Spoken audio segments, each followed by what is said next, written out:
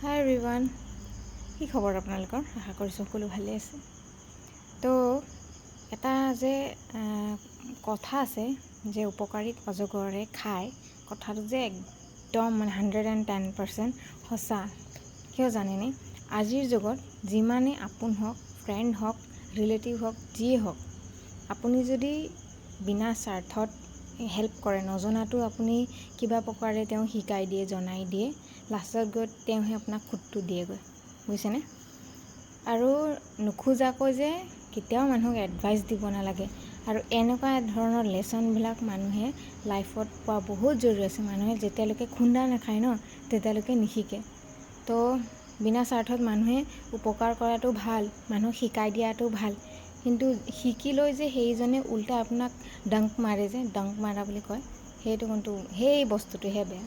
সেইটো কাৰণে মানুহে ফ্ৰীতে আজিকালি উপকাৰ নকৰেও।